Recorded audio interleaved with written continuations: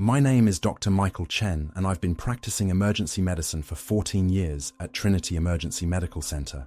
I've seen everything from cardiac arrests to traumatic injuries, but nothing prepared me for the case that would fundamentally change my understanding of consciousness and death. It was a frigid February night when the paramedics brought her in. The woman appeared to be in her 60s, found unconscious in Bicentennial Park with a core body temperature of 68 degrees. No identification, no witnesses, no emergency contacts. Found her under the old oak tree near the pond, paramedic Jake Martinez reported, his breath visible in the cold ambulance bay. Probably been there for hours, no pulse we could detect, pupils fixed and dilated. I immediately initiated our hypothermia protocol. Severe hypothermia at 68 degrees typically means death or permanent brain damage. The human brain cannot function below 77 degrees for extended periods. Yet something about this patient felt different from the start. We began active external rewarming using heated blankets and warm IV fluids. Her initial vitals showed no measurable blood pressure, heart rate of 12 beats per minute, and respiratory rate of 3 breaths per minute. Clinically, she should have been dead. "Dr. Chen," called out Nurse Rodriguez. "Her EKG is showing some unusual patterns. The rhythm is barely detectable, but it's there." I studied the monitor. The electrical activity was so faint it resembled artifact more than actual cardiac function. After 2 hours of aggressive rewarming, her core temperature reached 82 degrees. Standard medical protocol dictated that rewarming should restore normal cardiac function gradually, but her heart rate remained dangerously low at 25 beats per minute, far below what should sustain consciousness. That's when something impossible happened. Her eyes opened. Not the blank stare of someone emerging from unconsciousness, but alert, focused eyes that tracked my movement across the trauma bay. She looked directly at me and whispered, "Doctor, thank you for trying to save me." "Can you tell me your name?" I asked, checking her pupils with my penlight. They were equal and reactive now, despite her body temperature still being critically low. Her Glasgow coma scale should have been 3, but she was clearly conscious and oriented. "My name is Catherine Reid," she said clearly, her voice steady despite her condition.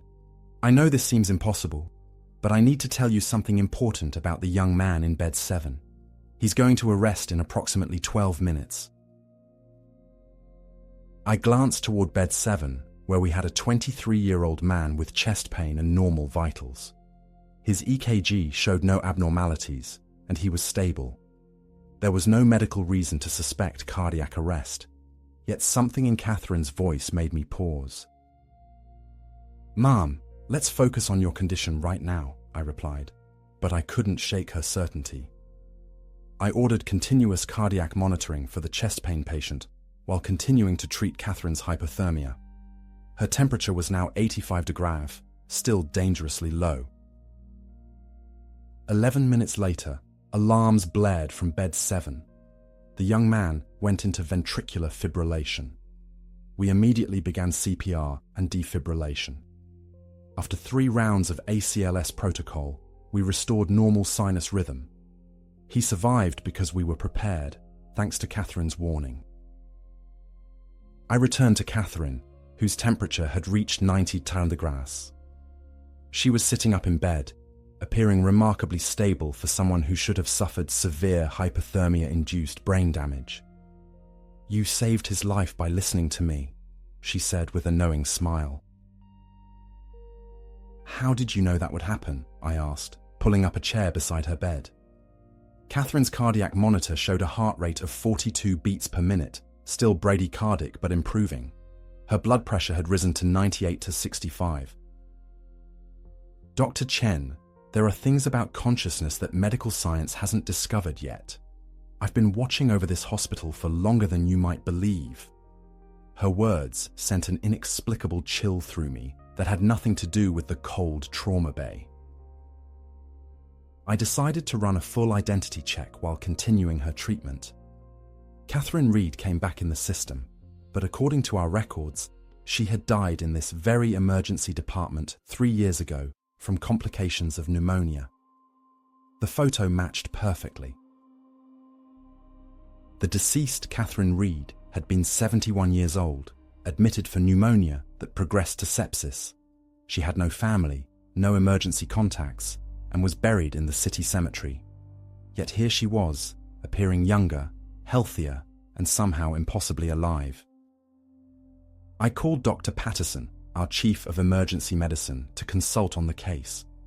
When he arrived, Catherine was sitting upright, temperature normalized at 98.6 degrees, but her heart rate remained at 45 beats per minute, too low for her apparent level of consciousness and activity.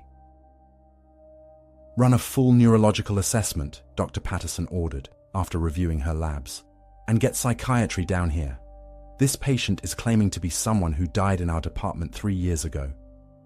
His skepticism was evident, but I could see concern in his eyes. The neurological exam was completely normal.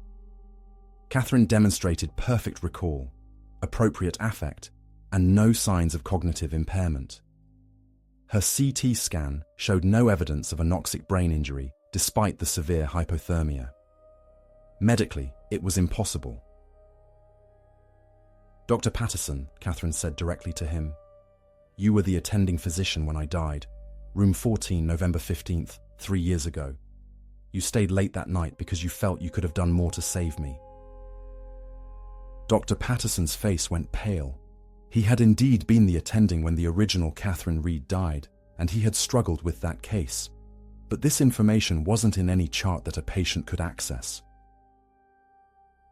Over the next several hours, Catherine provided increasingly specific details about events in the hospital that occurred after her supposed death.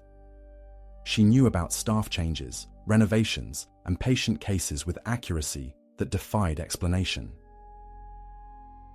3 months ago, you treated a 16-year-old car accident victim in Trauma 2, she told Dr. Patterson. You made a split-second decision to perform an emergency thoracotomy. That decision saved her life, but you questioned yourself for weeks afterward. The case she described was classified information, known only to the immediate trauma team. There was no way a random patient could have such detailed knowledge unless she had somehow been present during the procedure. I ordered blood work, toxicology screens, and every test I could think of to explain Catherine's condition. Her labs came back completely normal, except for one anomaly. Her lactate levels were undetectable, which was impossible for someone who had just survived severe hypothermia. Dr. Chen, Catherine said during my evening rounds, I need you to know that consciousness doesn't end the way medicine believes it does. Some of us remain aware, watching, learning. I've been observing your work for 3 years. She began describing specific cases I had handled, including private moments when I doubted my decisions or felt overwhelmed by the responsibility of emergency medicine. Details no living person could know.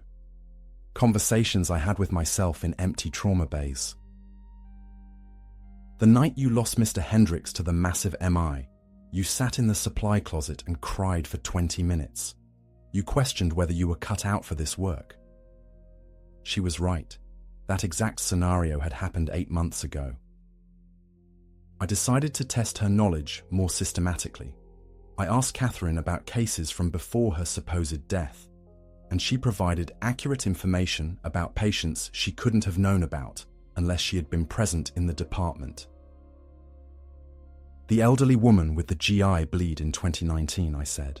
Room 9, overnight shift in March. Catherine immediately responded with the patient's name, diagnosis, and specific treatment decisions that weren't documented in ways accessible to unauthorized persons. Dr. Patterson returned the next morning with the hospital administrator and our chief of psychiatry. Catherine's vital signs remained stable but abnormal. Heart rate 48, blood pressure 110/70, temperature 98.6 degrees, but respiratory rate only 8 breaths per minute. The psychiatrist, Dr. Williams, attempted a formal evaluation. Catherine was cooperative, but insisted on her identity as the deceased patient. She showed no signs of delusional thinking or psychiatric illness, which made the case even more perplexing.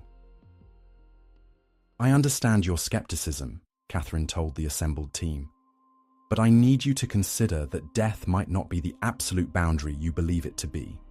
Some consciousness persists, observing, learning, occasionally able to return." During day 3 of her admission, Catherine's condition began to change.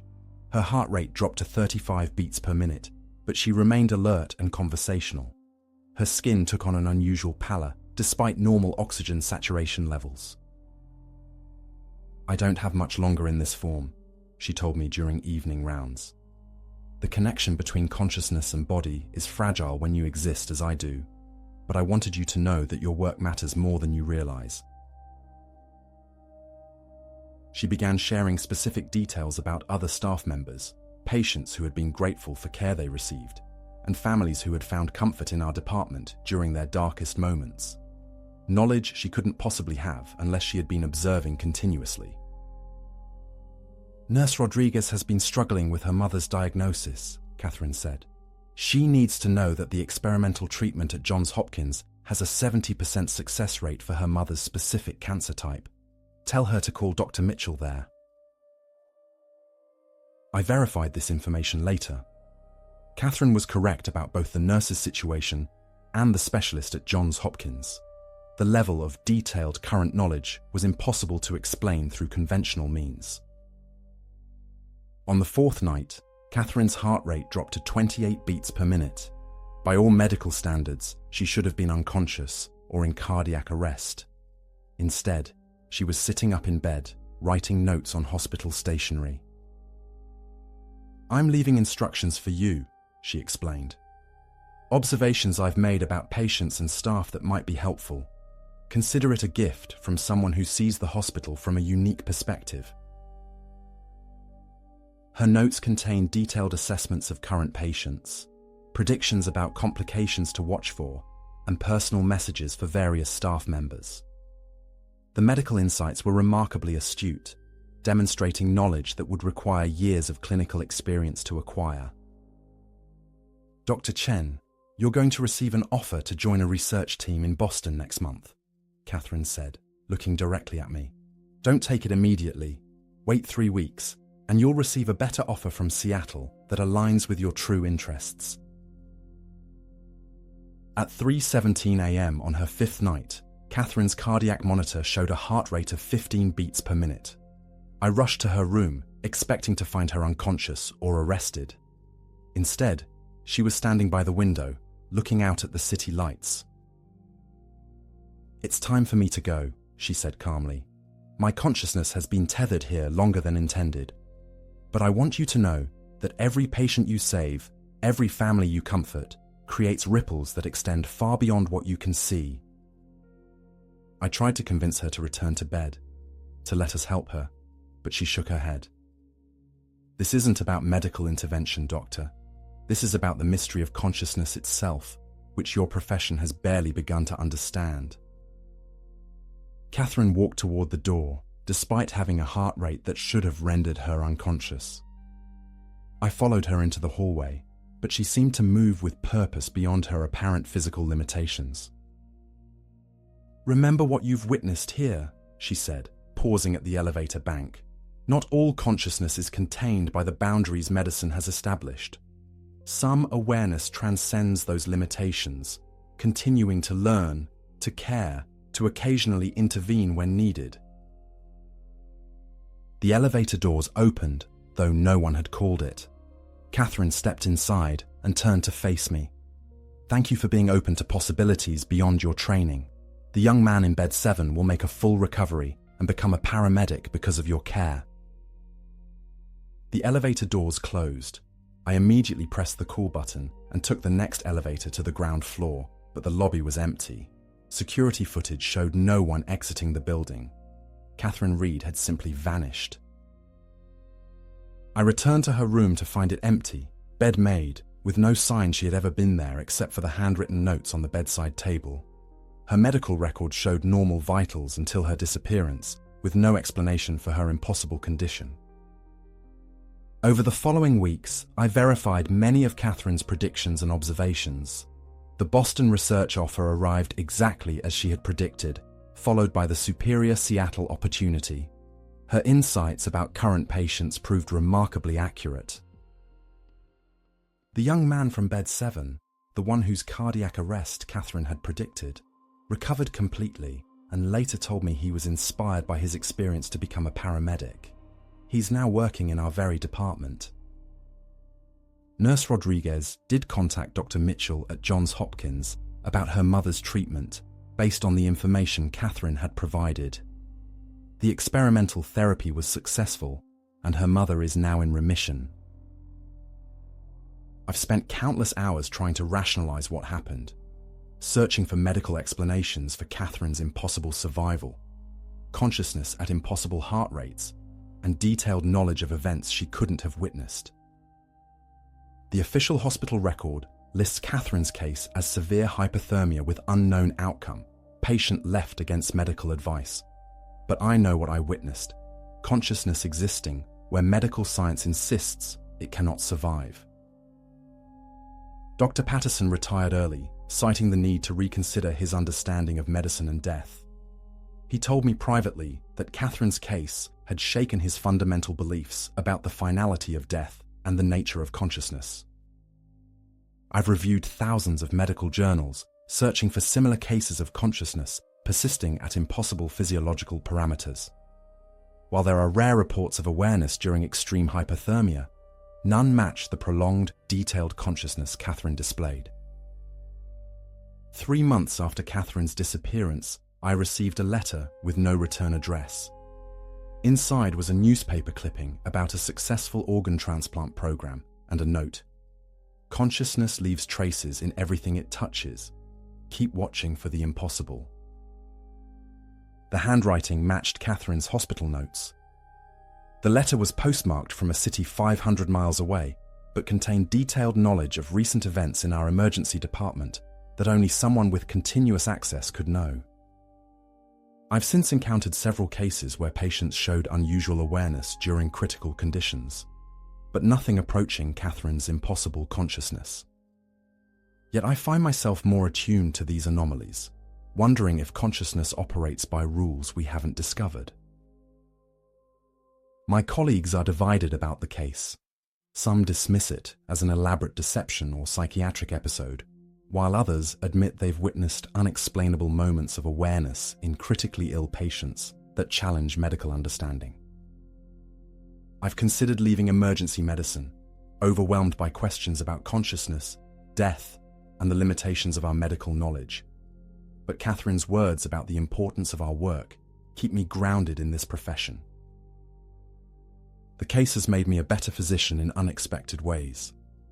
I pay closer attention to patients who seem aware despite physiological parameters suggesting otherwise. I've caught several critical changes early because of this heightened awareness. I've also become more open with families about the mysteries we encounter in medicine. While I don't share Catherine's story publicly, I acknowledge that consciousness sometimes surprises us in ways we don't fully understand. The cemetery records confirm that Catherine Reid was buried 3 years ago.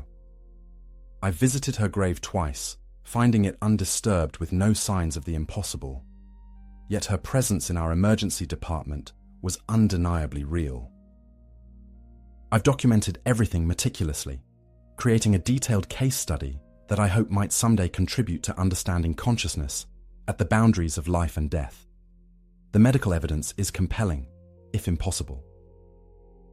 Recently, a new resident asked me about unusual cases I'd encountered. I found myself hesitating, wondering how to convey the magnitude of witnessing consciousness where it medically shouldn't exist without destroying her faith in scientific medicine. What disturbs me most isn't the impossibility of Catherine's survival, but the implications of her consciousness persisting after death. If awareness can continue beyond physiological death, what else about death and consciousness do we misunderstand? The notes Catherine left continue to provide accurate insights about patient care. I've incorporated many of her observations into my practice, and they've proven remarkably helpful in anticipating complications and improving outcomes. I've begun reading philosophical and theoretical physics literature about consciousness, searching for frameworks that might accommodate what I witnessed. The intersection of quantum mechanics and consciousness studies offers intriguing but unproven possibilities. 5 months after Catherine's disappearance, another hypothermia patient arrived with similar circumstances. Found in the same park, no identification, impossible survival parameters. But this patient remained unconscious throughout treatment and recovered normally. The experience with Catherine has made me question not just medical understanding of death, but the nature of consciousness itself. If awareness can persist and observe after apparent death, what does that mean for how we understand human existence? I've started a private journal documenting anomalous cases of consciousness during extreme physiological states.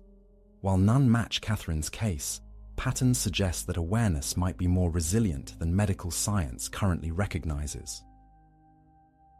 The most unsettling aspect of Catherine's case isn't the medical impossibility, but her claim of watching our department for 3 years. If consciousness can persist and observe after death, how many other presences might surround us undetected? I've shared Catherine's story with only a few trusted colleagues, swearing them to confidentiality. The responses range from skepticism to fascination, but all admit that emergency medicine occasionally presents cases that challenge our understanding of life and death.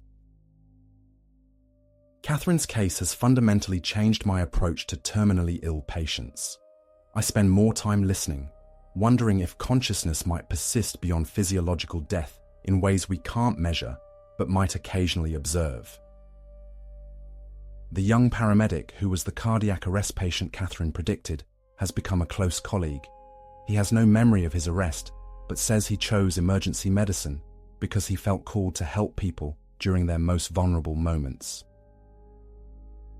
14 years of emergency medicine taught me to trust observable evidence and measurable parameters. Catherine's case forced me to consider that consciousness might operate beyond the boundaries of everything I thought I knew about life, death, and human awareness. I continue practicing emergency medicine, but with a profound awareness of how little we truly understand about consciousness and death. Catherine's impossible presence reminds me daily that medicine is still discovering fundamental truths about human existence. Sometimes, during quiet nights in the emergency department, I find myself looking around and wondering if other forms of persistent consciousness observe our work. Catherine's case opened my mind to possibilities I never would have considered possible within medical science. The official medical community would likely dismiss Catherine's case as impossible, but I have the documentation, the witnesses, and the verified predictions that prove something extraordinary occurred. Consciousness persisted where medical science insists it cannot exist. What haunts me most is Catherine's final message about consciousness transcending medical boundaries. If she was right, then death isn't the absolute ending we believe, and awareness might continue in ways we're only beginning to glimpse. I've realized that the most important lesson from Catherine's case isn't about the impossibility of her survival, but about remaining open to the mysteries that emergency medicine occasionally reveals about consciousness, death, and the true nature of human awareness. After 14 years of practicing medicine, I thought I understood the boundaries between life and death. Catherine Reid's impossible case taught me that consciousness might be far more mysterious and persistent than anything medical science has yet discovered.